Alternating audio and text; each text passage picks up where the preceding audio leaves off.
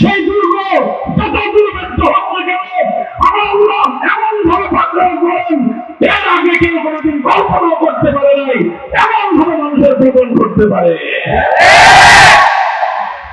এই প্রজন্মের মানুষ তারা হতাশ হয়ে পড়েছিল, তারা হতাশ হয়ে গিয়েছিল। বহু মানুষ তারা 2024 সালের জানুয়ারি মাসের 7 তারিখের পরে হাল ছেড়ে দিয়েছিল যে 2041 সালের আগে আর চেষ্টা করে লাভ নাই। বহু মানুষ এটা কনফার্ম ধরে নিয়েছিল যে এই মহিলা বেঁচে থাকতে আর কোন উপায় নেই। সব পক্ষ বিপক্ষ, শত্রু মিত্র সকলেই ধরে নিয়েছিল যে আয়রন লেডি, লৌহ মানবী, কত রকমের আজকালকার যে সমস্ত পত্র পত্রিকা আমরা এখন অন্যদেরকে তেল মাখে, তারা 2024-এর আগ পর্যন্ত তারা সেই যুগের জাহেলি ফেরাউনি শক্তি, যুগের ইতিহাসের বর্বরতম নৃশংস হত্যাকারিণী, যুগের বর্বরতম শাসক, নৃশংস শাসক, তার নামে যেই সকল প্রশংসামূলক বাক্যমালা তারা রচনা করত, কাব্যমালা তারা রচনা করত, এই আজকের চিহ্নিত এই সকল মিডিয়াগুলো, প্রিন্ট মিডিয়া, তারপরে ইলেকট্রনিক মিডিয়া যেইভাবে তাকে অতিমানবী মহামানবী হিসেবে সাব্যস্ত করে গোটা জাতির উপরে তার জুলুম এবং নিশ্চিন্ততার পরিচালনা করার বৈধতা দিয়েছিল এই মিডিয়া। অনেকভাবে অনেক কিছু করেছিল, কিন্তু যখন আমার আল্লাহ পাক রব্বুল আলামিন তাকে অপমান করার সিদ্ধান্ত নিলেন, আল্লাহ যখন বিতাড়িত করবার সিদ্ধান্ত নিলেন, আল্লাহ যখন তাকে লাঞ্ছিত করবার সিদ্ধান্ত গ্রহণ করলেন, বড় কোনো দলের প্রয়োজন হয় নাই, বড় কোনো নেতার প্রয়োজন হয় নাই, বড় কোনো শক্তির প্রয়োজন হয় নাই। আমার আল্লাহ পাক রব্বুল আলামিন ছোট ছোট বাচ্চাদের এক অপরিকল্পিত আন্দোলনের সঙ্গে আল্লাহ পাক যুগের রানী ফেরাউন থেকে বাংলার ক্ষমতার বাস্তবে প্রত্যেক পরিবারকে সীমান্তের বাইরে পাঠিয়ে দিয়েছে।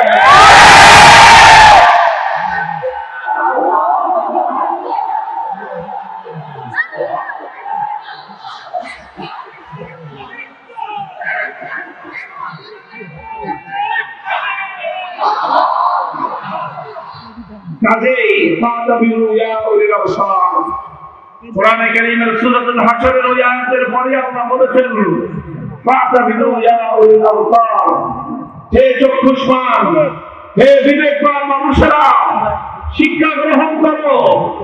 ক্ষমতা পেয়ে কেউ দাম্ভিক হয়ে যেও না, ক্ষমতার গর্বে কেউ অহংকার প্রকাশ করো না, ক্ষমতা পেয়ে কেউ নিরীহ মানুষের উপর অত্যাচার নিষ্ক্রিয় করা পরিচালনা করো না, ক্ষমতার বস্তুতে আসীন হয়ে সাধারণ মানুষের সম্মান, মান, মর্যাদা, জান, মাল, ইজ্জত নিয়ে ছিনিমিনি খেও না। এমন একটা দিন আসবে পৃথিবীর ইতিহাসে তুমি এক দৃষ্টান্তমূলক শিক্ষা উপকরণ হয়ে থাকবে। আগামী 100 বছর পর্যন্ত শেখ হাসিনা এই নামটা ফেরাউনের নামের পাশে লিখিত থাকবে। দুনিয়ার মানুষ এই নাম থেকে শিক্ষা গ্রহণ করবে, দম্ভ এবং অহংকার, জুলুম আর নির্যাতনের পরিণাম কেমন হয়। শিক্ষাটা যেন আমরা গ্রহণ করতে পারি, আল্লাহ যেন সে তৌফিক জাতিকে দান করেন। এই জাতির মধ্যে আর কোন ফেরাউন যেন জন্ম না নেয়, আর নতুন কোন দাম্ভিক শাসক যেন জাতির কাঁধের উপর চেপে না বসে। যার যেখানে যতটুকু সক্ষমতা আছে, যাকে আল্লাহ পাক যতটুকু সক্ষমতা দিয়েছেন, ক্ষমতা দিয়েছেন, সকল ক্ষমতাবান পারিবারিক ক্ষেত্র থেকে নিয়ে রাষ্ট্র পর্যন্ত প্রত্যেক ক্ষমতাবানকে আমি বলবো ফাতাবিরু ইয়া উলিল আবসার, শিক্ষা গ্রহণ করো। তুমি পরিবারের ক্ষমতাবান, ক্ষমতার অপব্যবহার করো না। তুমি শিক্ষা প্রতিষ্ঠানের ক্ষমতাবান, ক্ষমতার অপব্যবহার করো না। তুমি প্রশাসনের ক্ষমতাবান, ক্ষমতার অপব্যবহার করো না। তুমি দলের ক্ষমতাবান, দলের ক্ষমতার অপব্যবহার করো না। তুমি অর্থ ক্ষমতার মালিক, অর্থ ক্ষমতার অপব্যবহার করো না। প্রশাসনিক ক্ষমতা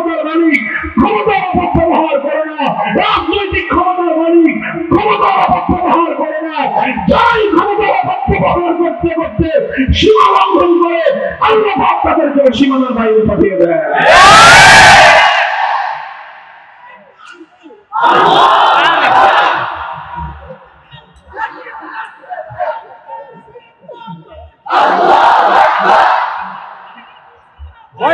মুহতারাম হাজিরিন, এটা হলো আমার প্রাসঙ্গিক কথা।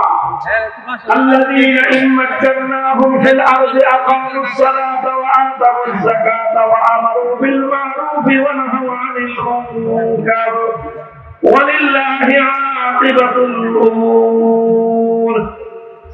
আল্লাহ বলতেছেন ঈমানদার তো তারাই, সত্যিকার ঈমানদার তারা, সত্যিকার পাক্কা কামেল মুমিন হলো তারা। আমি আল্লাহ তাদেরকে রাষ্ট্র ক্ষমতা প্রদান করি। রাষ্ট্র ক্ষমতার মাধ্যমে সর্বপ্রথম তারা সমাজের মধ্যে নামাজের ব্যবস্থা কায়েম করবে। কাজ হলো শুধুমাত্র রোডঘাট নির্মাণ করা। আমরা মনে করি সরকারের কাজ হলো শুধুমাত্র ব্রিজ কালভার্ট নির্মাণ করা। সরকারের কাজ হলো জনগণের শুধুমাত্র কর্মসংস্থান তৈরি করা। সরকারের কাজ হলো শুধুমাত্র অর্থনৈতিক সমৃদ্ধি আনা। সরকারের কাজ হলো শুধুমাত্র দেশের মধ্যে শান্তি শৃঙ্খলা প্রতিষ্ঠা করা।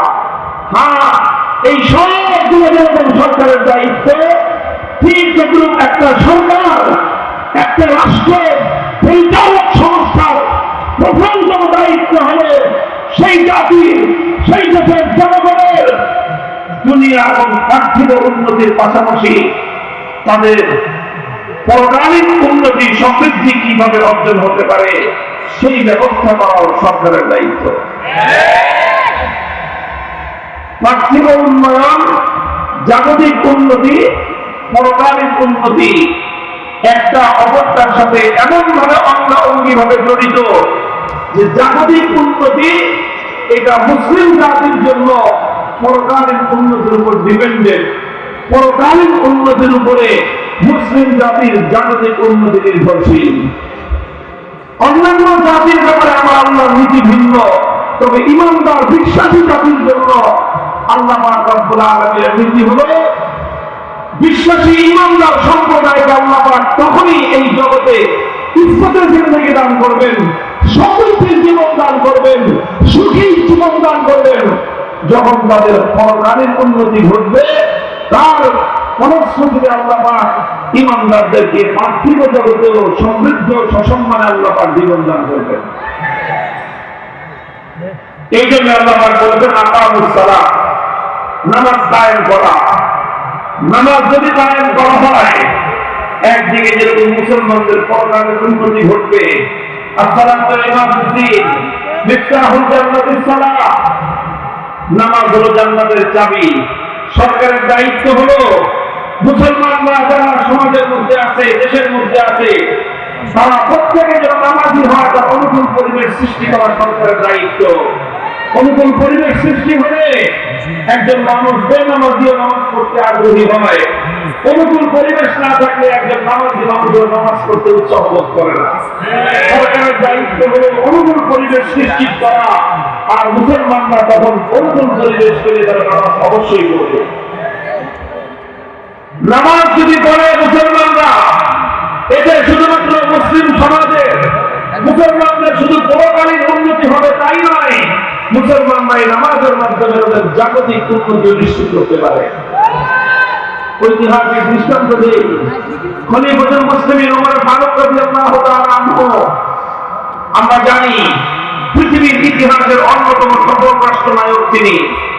বিশ্ব ইতিহাসের জাতি ধর্ম বর্ণ নির্বিশেষে যে কোনো ঐতিহাসিক ব্যক্তি যদি বিশ্ব সেরা 10 জন শাসকের নাম উচ্চারণ করতে চায়, বিশ্ব ইতিহাস থেকে খলিফা ওমরের নাম উল্লেখ করা ছাড়া 10 জনের তালিকা পূর্ণ হতে পারে না।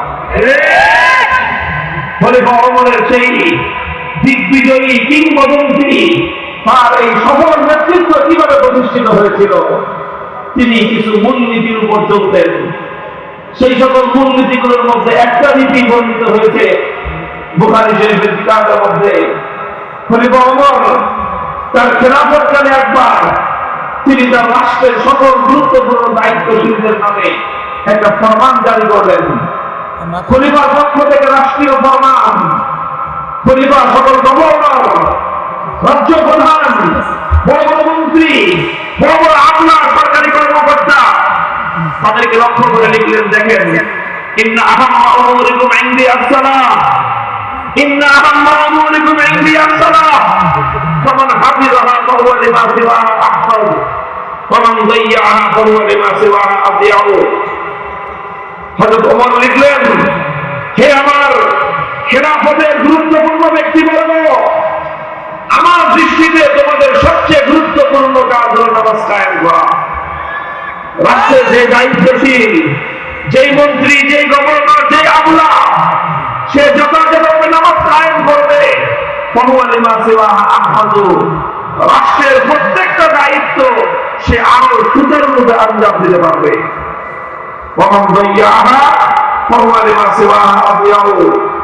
আর যে নামাজকে ধ্বংস করবে, যে নামাজ সঠিকভাবে কায়েম করবে না, যেই রাষ্ট্রীয় কর্মকর্তা মুসলমান হওয়ার পরেও তার অধীনস্থ মুসলিম কর্মচারীরা নামাজ পড়ে না, যে মুসলিম শাসকের অধীনস্থ মুসলমান আমরা নামাজ পড়ে না, যার চোখের সামনে নামাজ ধ্বংস হয়, খলিফা ওমর বলেন,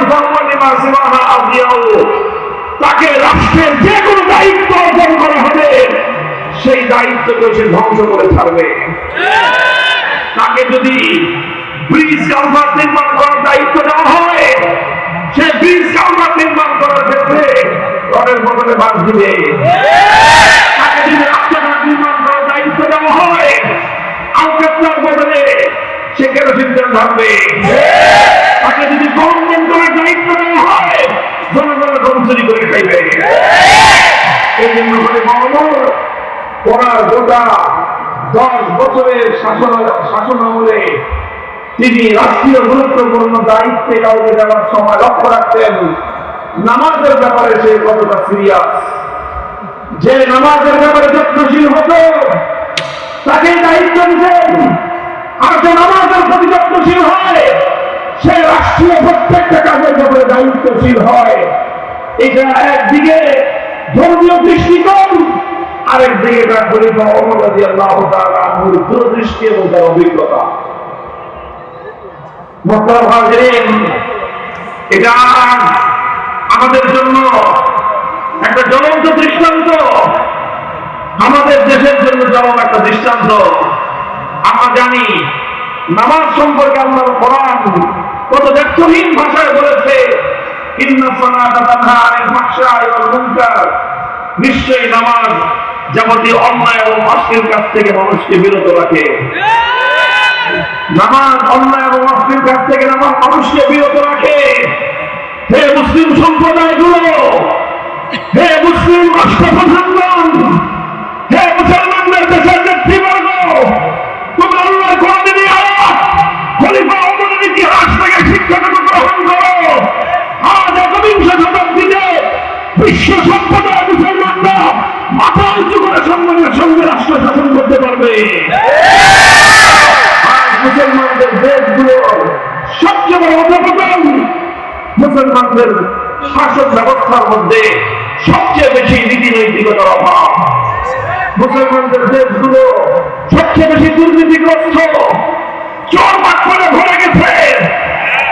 আমার বাংলাদেশের কথাই যদি আমি বলি, এই দেশের মানুষ মেহনতি মানুষ, এদেশের মানুষ কর্মঠ মানুষ, তারা কর্মপ্রাণ তার জন্য ভরপুর। বাংলাদেশের মানুষ সে কৃষক হোক, সে শ্রমিক হোক, সে মজদুর হোক, সে কর্মচারী হোক, তারা সকলেই পরিশ্রম করে অভ্যস্ত। কৃষকরা ভোরবেলা 4টায় ঘুম থেকে উঠে সন্ধ্যা 6টা পর্যন্ত ফসলের মাঠে একেবারে অক্লান্ত পরিশ্রম তারা করে, সোনার ফসল তারা ফলায়। শ্রমিকরা হাড় ভাঙা খাটুনি খাটে, দিন মজুররা রাস্তা ঘাটে রক্ত পানি করে পয়সা উপার্জন করে। আমার দেশের সমাজ যুব সন্তান, যুব প্রজন্ম, তারা বিদেশে গিয়ে কামড়া খাটে। তাদেরকে আজ আমরা আদর করে নাম দিয়েছি রেমিটেন্স যোদ্ধা। সেই